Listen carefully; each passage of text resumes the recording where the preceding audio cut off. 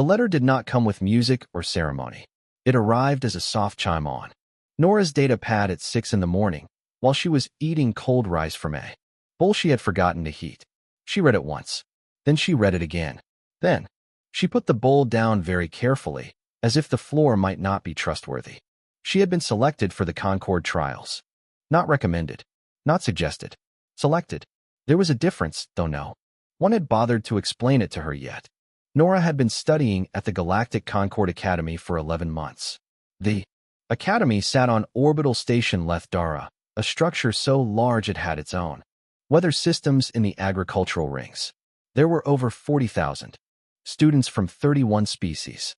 Nora was one of 7 humans. They did not have a dormitory wing. They had 4 rooms in a corridor near the recycling units, which hummed at all hours and smelled faintly of processed copper. She had not complained. That was not because she was patient. It was because she had expected it. Humanity had been a provisional member of the Galactic Concord for 60 years. Provisional meant permitted. It meant tolerated.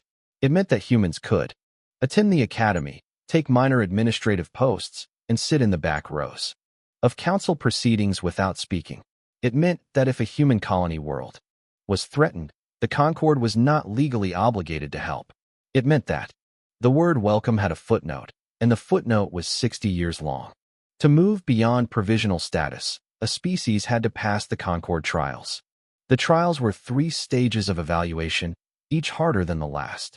Most species completed them in a single generation. Humanity had stalled at the second stage for 4 decades due to what the council diplomatically called cultural assessment delays and what instructor Bon, Nora's favorite teacher, less diplomatically called political cowardice on both sides. Now, apparently, they were ready for Stage 3. Stage 3 was the final exam.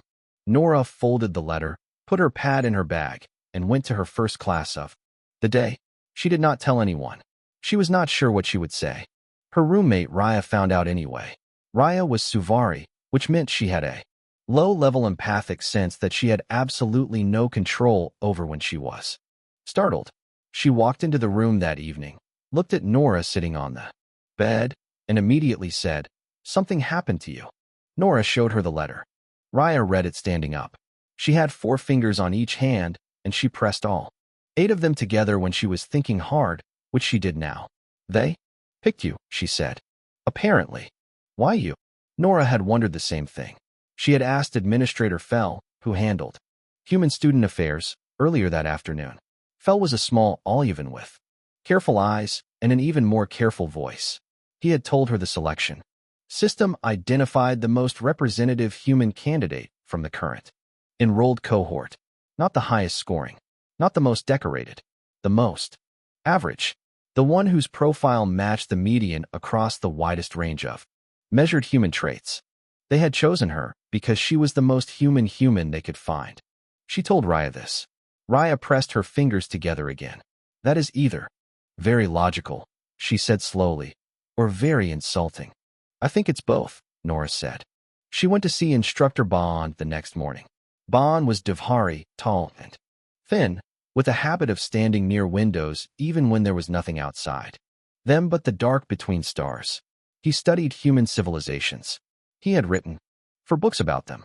He was, as far as Nora could tell, one of about 12 non-human beings in the Concord who found humanity genuinely interesting rather than merely tolerable. He already knew about the selection when she arrived. He did not congratulate her. He closed the door and sat down across from her and said, "Tell me how you feel about this." "I don't know yet," she said honestly. "That is a good answer," he said. Then he was quiet for a moment. "The final exam is one question. One question, asked in a sealed chamber, with no study materials and no preparation guidelines. The candidate answers.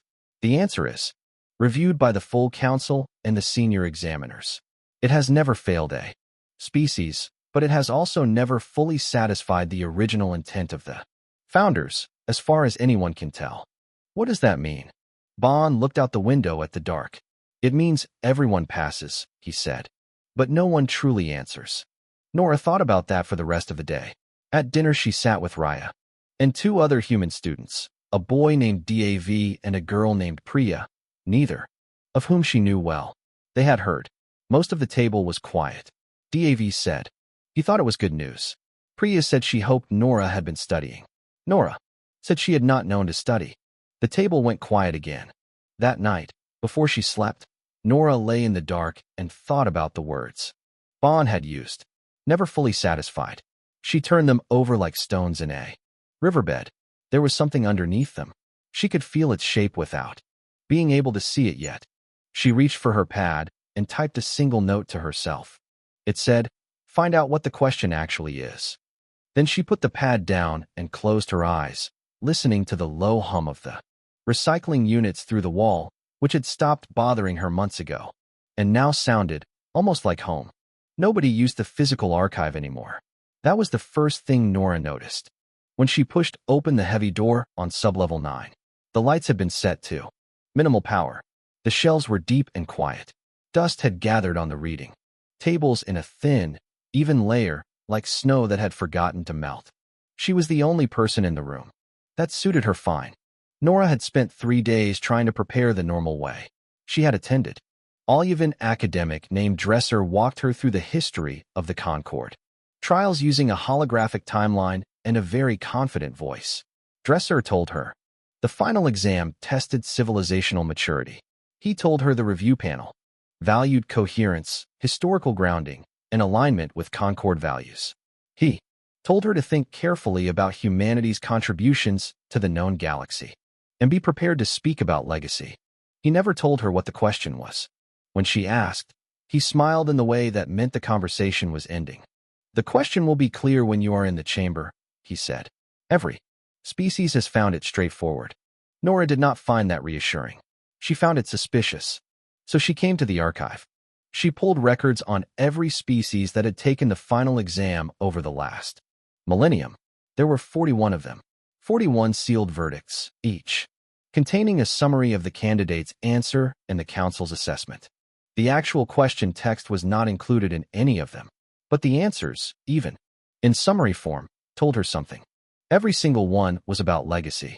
The Duvhari candidate, 3 centuries ago, had spoken about the libraries his species would leave behind. The Suvari candidate had described a network of empathic memories passed from generation to generation. The Greth had spoken about architecture, the Milan about harvested starlight stored in crystal lattices for civilizations yet to come. Each answer was different in its specifics. Each answer was identical in its structure. We will leave something behind, each one said. We will mean something, even after we are gone. Nora sat back in her chair and looked at the ceiling. She pulled up the council assessments next. They were uniformly positive, elegant, historically grounded, demonstrative of mature civilizational thinking. The same phrases, recycled across 1,000 years, applied to 41 different species. Reading them felt like reading the same sentence over and over with different decorations on it.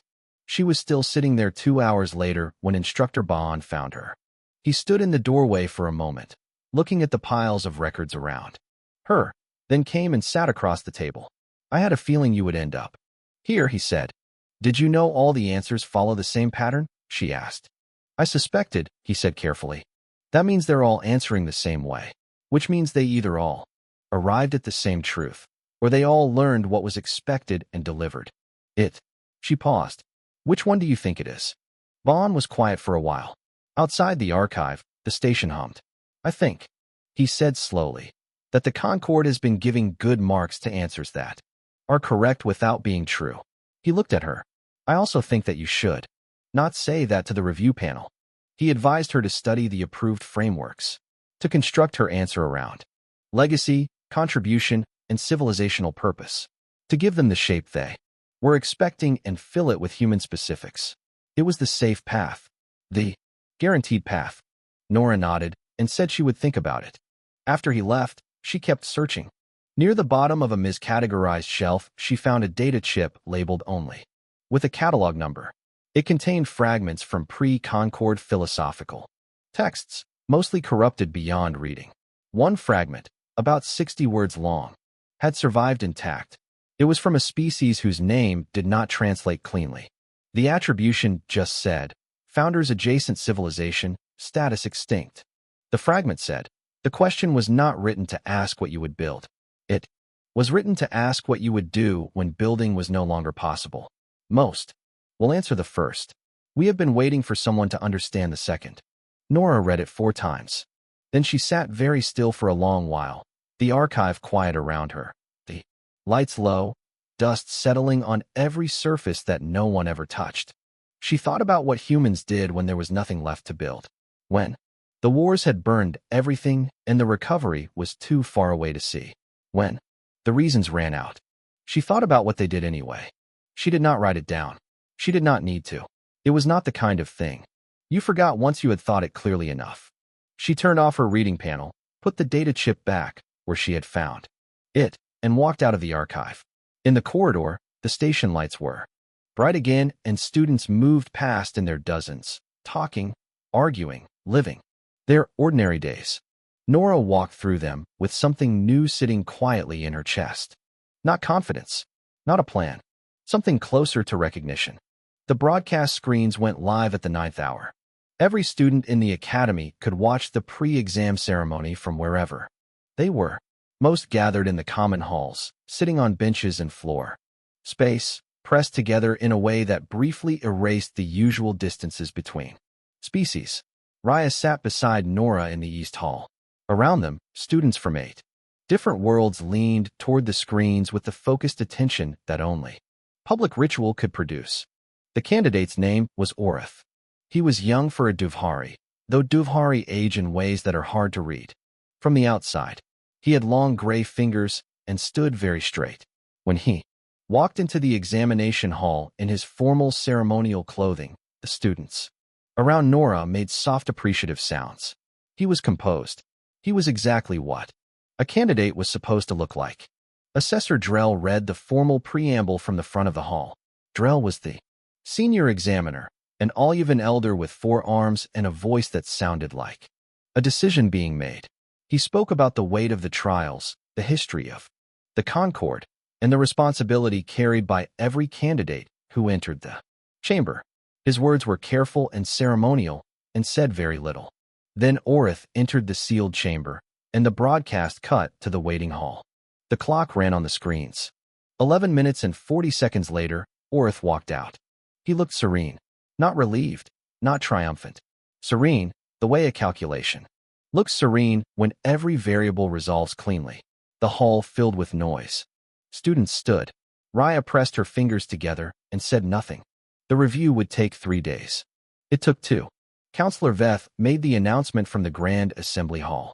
She was a tall Marani with silver-gray skin and a politician's habit of saying everything with her posture before she said it with her mouth. She read the verdict in a clear, neutral voice. The Duvhari answer had been assessed as elegant, historically grounded, and demonstrative of mature civilizational thinking. Full marks. Full standing. Exactly as expected. That evening there was a reception in the faculty wing. Nora went because Baan asked her to. She stood near the edge of the room with a cup of something warm that she did not drink and watched the Duvhari faculty congratulate each other with quiet satisfaction. Orith found her. She had not expected that. He crossed the room with the same composed stillness. He carried everywhere and stood beside her, looking out at the crowd. You are the human candidate, he said. It was not a question. I am, she said. He was quiet for a moment. Then he said, the experience is not what most candidates expect. The question feels simple when you first read it. It becomes more complex the longer you sit with it. Most candidates, I think, answer the version of it they understood in the first 30 seconds. Nora looked at him. What version did you answer? The civilizational one, he said. What we would leave behind. What would carry our name forward. He said it without pride, simply as a statement of fact. It is a true answer. I believe that completely. He paused again, and something passed across his face. Not doubt. More like the shadow of a door he had chosen not to open. I hope, he said carefully, that humans have had the centuries needed to think about questions like this. That kind of thinking requires time. He inclined his head politely and walked back into the crowd. Nora stood where she was. Raya appeared at her shoulder a few moments later. She had been on the other side of the room but had moved with purpose, the way she always did when her empathic sense pulled her toward something. "What did he say to you?" she asked. "He told me," he answered the civilizational version of the question, Nora said. And he told me he hoped humans had had enough time to think about it properly." She paused. "He meant it kindly." Raya studied her. "But," Nora thought about the archive fragment. "About what you do when building is no longer possible." She thought about Orith's serene face coming out of the chamber. After 11 minutes and 40 seconds, his answer clean and resolved and complete. She thought about the word Raya had used weeks ago, the one she had not been able to let go of since. Survived. Every candidate came out of that chamber looking relieved. Not joyful. Not proud. Relieved, like something had passed without striking them. She thought about what that meant. "He answered it beautifully," Nora said. "I think he answered exactly what the Concord wanted to hear." She set her untouched cup down on a nearby ledge. "I'm not sure that's the same thing as answering the question."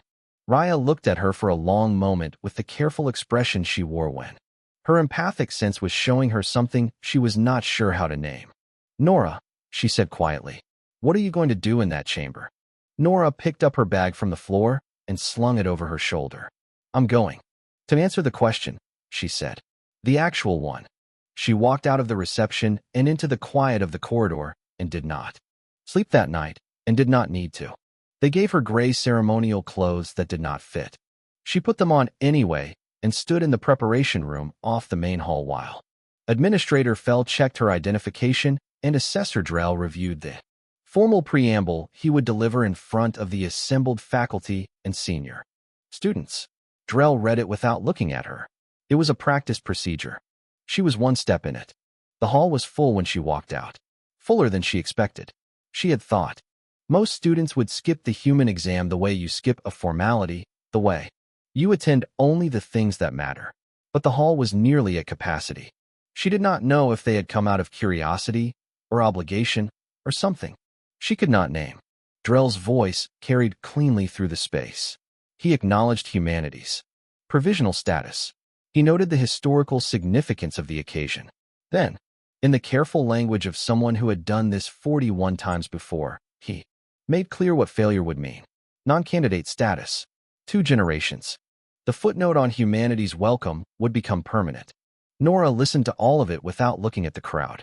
Then the door to the sealed chamber opened, and she walked through it alone. The room was smaller than she had imagined. One chair, pale gray, centered in the floor. One panel of soft white light on the wall ahead of her. The door closed behind her, and the sound of the hall disappeared entirely, as if she had stepped into a different kind of space, one that had been waiting a long time for someone to fill it. The question appeared on the panel. It was in English. They had translated it as a courtesy. It said, "When your civilization reaches its final moment, not its greatest, but its last, what will the last of your kind have been doing?" Nora read it once. Then she sat down in the chair and read it again. She understood immediately why Orith had come out serene. The question had an obvious answer. It practically wrote itself.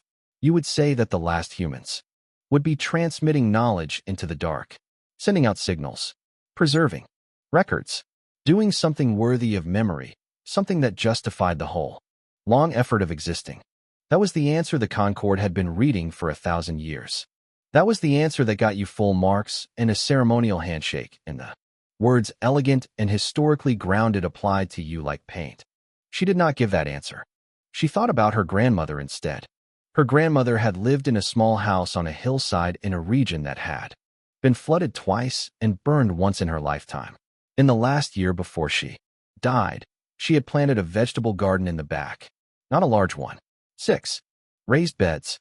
Tomatoes, beans, some herbs she could not even name in English, only in the language her own grandmother had spoken. She could not kneel easily by then. Her joints were bad. She used a low stool and moved slowly around the beds. She knew, with the practical certainty of a woman in her final year, that she would not live to harvest most of what she planted. She planted it anyway. Nora thought about that. She thought about the musicians at the end of the old stories who kept playing because stopping felt worse than the water rising. She thought about the last library keepers of a city that was already gone who still sorted the books by subject because that was how it was done. She thought about a species that had burned its own sky twice, that had killed half its own population in 3 separate centuries, that had still, stubbornly, embarrassingly, kept telling each other stories and planting gardens and falling in love and arguing about philosophy and building things they knew would not last and doing it again when those things fell. Not for legacy, not for the ones who came after, for no reason at all except that it was a morning, and they were still here, and it seemed like a good day to do something. She spoke for 4 minutes and 12 seconds. She did not talk about monuments. She did not talk about transmitted knowledge, or civilizational purpose, or the long record of human achievement. She talked about her grandmother's garden. She talked about what humans did when the reasons ran out, and they kept going anyway. She talked about a species that had never once, in its entire history, had a good reason to still be here, and was still here. Not because of legacy, because of the next morning, because of the next small thing that seemed worth doing for no reason anyone could properly justify to a review panel. When she finished, the chamber was very quiet. The light on the panel did not change. There was no sound, no signal, no response. She stood up, straightened her ill-fitting gray clothes, and walked back to the door. It opened. The hall beyond was silent. Hundreds of faces watched her cross the floor. Assessor Drell stood at the front, and his expression, usually as readable as stone, was something she could not identify. Raya was near the back of the hall. Their eyes met across the crowd. Raya reached out one hand toward her, instinctively, then let it drop. Her eyes were wet. She nodded once, slowly. Nora nodded back. Then she walked out of the hall and found a quiet bench in the corridor outside, and sat down and breathed slowly, the way her grandmother had taught her, in through the nose, out through the mouth, steady, as if the next moment was always worth arriving at. 3 days passed, then 6, then 9. The review of Ortha's answer had taken 2 days. Most reviews in Concord history had taken between 1 and 4. Nora knew this because she had looked it up in the archive, the same way she had looked everything else up, quietly, in a room no one else used. By day 4, the rumors had already started. The prevailing theory, passed between students in corridors and common halls, was that the delay indicated a complex rejection, that the council was choosing its language carefully, finding the most diplomatic way to tell humanity that it had failed, that it would need to begin again, that its future in the Concord would remain exactly what it had always been, provisional. Nora heard the rumors. She did not correct them. She did not know what the truth was any more than anyone else did. Instructor Bond had stopped pacing only because it was drawing attention. He visited Nora on day 5 and sat across from her with the look of a man who was being careful with his words. He told her she had done the right thing by being authentic. He told her the council valued honest expression. He told her several true things that did not actually address the thing he was not saying, which was that he was afraid she had failed. "You don't know that," she told him. "No," he agreed. "I do not know anything. That is what concerns me." He had expected to receive a briefing by day 3. He had not. That silence was unusual enough that it told him something had happened, even if it did not tell him what. Raya came to Nora's room every evening, and they sat together without talking about the exam.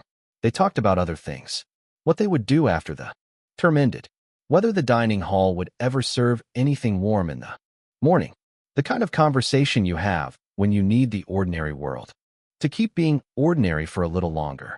On day 6, the archivist spoke.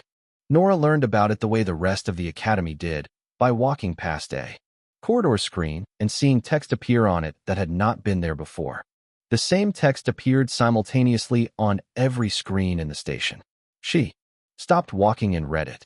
The original question has been answered as intended. The council is advised to review the founder's supplemental charter, Clause 0, which has not been invoked in 1,147 years. Below it, in smaller text, a notation. This message originates from the Archivist Intelligence System. Last previous communication, 312 years ago. The corridor was not busy. 2 students she did not know passed her, read the screen, looked at each other, and moved on with the specific confusion of people who had encountered something they could not yet classify. Nora stood in the corridor for a long time. The archivist was not supposed to speak. It existed as a passive records system, a structural intelligence built into the Academy at its founding. In 3 centuries, it had issued one statement, a technical clarification about data storage protocols. That was considered remarkable. What was happening now had no precedent in any record she had read. She went to the archive. The physical archive was not connected to the archivist's core systems. She knew that, but she went anyway because it was the place where she thought most clearly, and she needed to think. Clause 0 was not in any document she could access. She searched for 2 hours. Whatever it contained, it was sealed at a level above the student archive, above the faculty archive.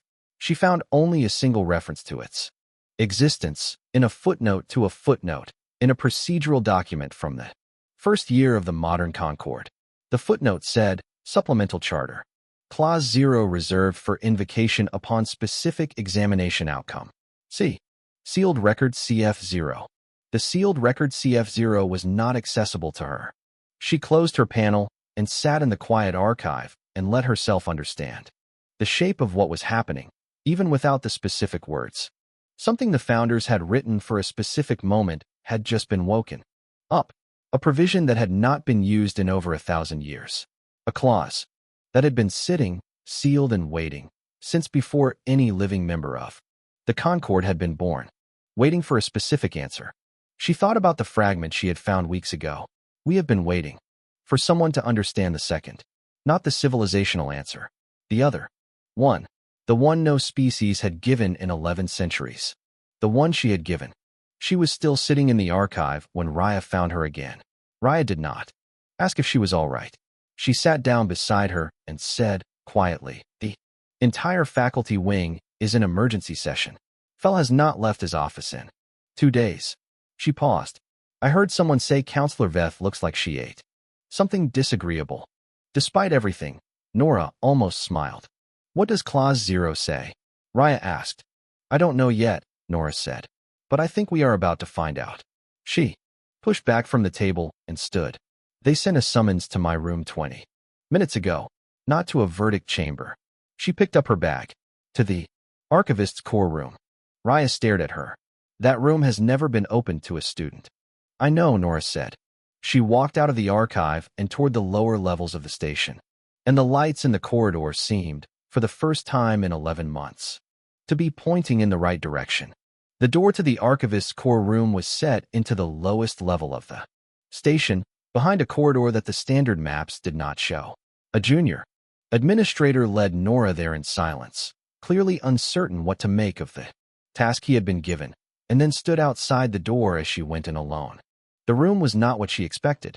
She had imagined something grand. Server banks or ancient machinery, the kind of place that looked like the inside of a very old and important mind. Instead, it was a moderate-sized room, clean and plain, with walls that hummed very softly. There was no furniture. In the center of the ceiling, a single light source cast even illumination across the floor. A voice spoke. It was not a voice produced by a speaker system. It filled the room in a way that was hard to locate, as if the walls themselves were talking. Sit down if you like, it said. There is no chair because no one was expected. Nora sat cross-legged on the floor. The archivist did not seem to find this unreasonable. It told her about the founders. The species that had built the Concord no longer existed. They had not been destroyed by war or disease or disaster. They had simply, as a civilization, reached a state of completion. They had answered every question they had set out to answer. They had built everything they had intended to build.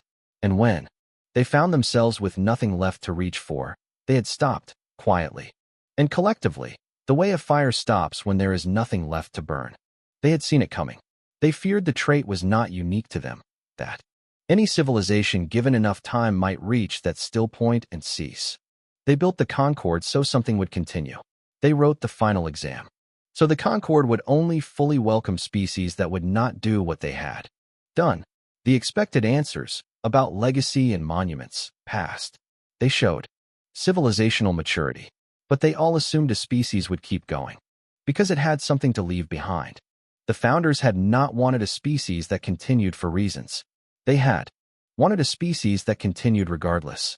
You described a woman, the archivist said, who planted food she would not eat. My grandmother, Nora said. She had no practical reason. No, she did it because it was something to do that morning. I think, Nora said carefully, she did it because she still thought the morning was worth being present in, even at the end. The room was quiet for a moment. The walls hummed. That is the distinction, the archivist said. Every other answer described continuance as a function of meaning, the archivist said. Yours described meaning as a function of continuance. The founders wrote the question for the second answer. They received the first 41 times and passed it, but they built clause 0 for the true one. What does clause 0 do? Nora asked. Grants immediate full membership to the species whose candidate answers correctly. All rights and protections. Retroactive to the date of first provisional admission. Nora went very still. 60 years, she said. Yes. She sat with that for a moment. 60 years of provisional. 60 years of back corridors and recycling unit fumes and colony worlds the Concord was not obligated to protect. Erased. Not forgiven. Corrected. As if the founders had known, when they wrote clause 0, that the wait might be long and had wanted to account for the cost of it. She asked one more question. She asked what she had said that was different from every other answer. They all spoke about what their last member would do for the sake of something, the archivist said. For memory. For those not yet born. For the long record of their existence. You spoke about what your last member would do. For no reason at all, except that it was a good morning and the garden was there and it seemed worth tending. The archivist did not say anything else. Nora understood the conversation was finished. She stood up, brushed off her plain clothes, and walked out of the room. In the Grand Assembly Hall 1 hour later, Counselor Veth read the verdict with an expression rehearsed into neutrality. Clause 0 had been invoked. Humanity was granted full membership, retroactive by 60 years, effective immediately. The hall went briefly, completely silent. Then the sound came, not cheering.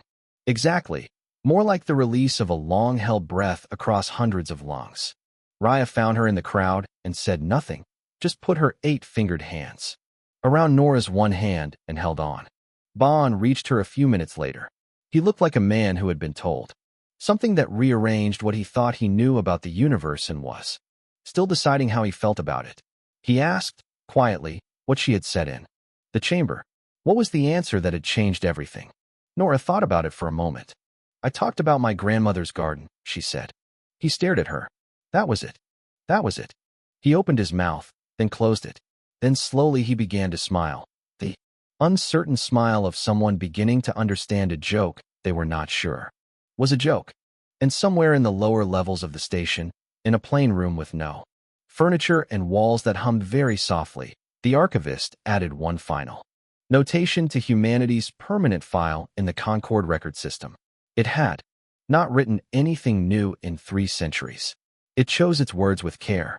The notation said, species confirmed. Recommend full welcome. They are still here for no good reason. This is the reason.